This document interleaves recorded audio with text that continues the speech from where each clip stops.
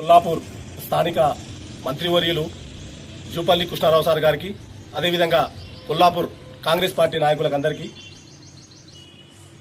నిన్న మీరు కొల్లాపూర్ మున్సిపాలిటీ పరిధిలో బడ్జెట్ సమావేశం పెట్టిండ్రు. బడ్జెట్ సమావేశం దేనికోసం పెట్టిండ్రు? కొల్లాపూర్ మున్సిపాలిటీ అభివృద్ధి కోసం పెట్టిండ్రు.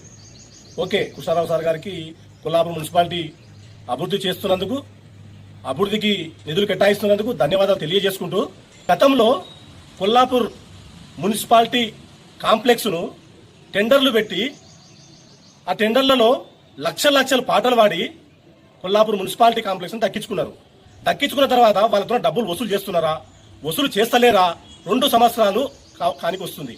దీనికి సమాధానం ఎవరు చెప్పాలి? కొల్లాపూర్ మున్సిపాలిటీ అభివృద్ధి జరగాలన్నా వద్దా? అభివృద్ధి జరగాలంటే వాళ్ళతో పాటదారులతో డబ్బులు వసూలు చేయాలన్నా వద్దా? మరి ఇట్లా మున్సిపాలిటీకి వచ్చే ఆదాయాన్ని ఇట్లా గంటి కొట్టిన తర్వాత మున్సిపాలిటీ ఎక్కడ అభివృద్ధి చెందుతుంది? దీనికి కారకులు ఎవరు? లేకపోతే మున్సిపాలిటీ వాళ్ళు అధికారులు వసూలు చేస్తలేరా? మున్సిపాలిటీ అధికారులు వసూలు చేయకపోతే స్థానిక మంత్రివర్యులు జూపల్లి కృష్ణారావు సార్ గారు ఏం చేస్తున్నారు? అదేవిధంగా మేము చెప్పడం, కొల్లాపూర్ భారతీయ జనతా పార్టీ తరఫున చెప్పడం ఏంటంటే, కొల్లాపూర్లో జరిగినటువంటి మున్సిపాలిటీ కాంప్లెక్స్ టెండర్లలో ఎంతకు వాడినో అంతను వాళ్ళతో రికవరీ చేసి మళ్ళీ కొత్తగా రీటెండర్లు పెట్టాలని కొల్లాపూర్ భారతీయ జనతా పార్టీ తరఫున డిమాండ్ చేస్తున్నాము. ఒకవేళ చెయ్యని ఎడలో మీకు కాంగ్రెస్ పార్టీ నాయకులకు కానీ జూపల్లి కృష్ణారావు సార్ గారు కానీ ఏమైనా ముడుపులు ఇస్తున్నారా? కొల్లాపూర్ ప్రజలు అదే అనుకోవాల్సి వస్తుంది కదా.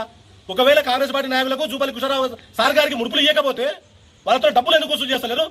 మున్సిపల్ కాంప్లెక్స్ లను రీటెండర్లు ఎందుకు పెడతలేరు? కొల్లాపూర్ మున్సిపాలిటీ అభివృద్ధికి దోహదపడతారని మున్సిపాలిటీ కాంప్లెక్స్ పాట పాడినటువంటి లక్షలు పాటలు పాడినటువంటి పాటదారులతో డబ్బులు వసూలు చేసి మళ్ళా రీటెండర్లు మున్సిపాలిటీ కాంప్లెక్స్ రీటెండర్లు పెడతారని జూపల్లి కృష్ణారావు గారికి తెలియజేస్తున్నాం.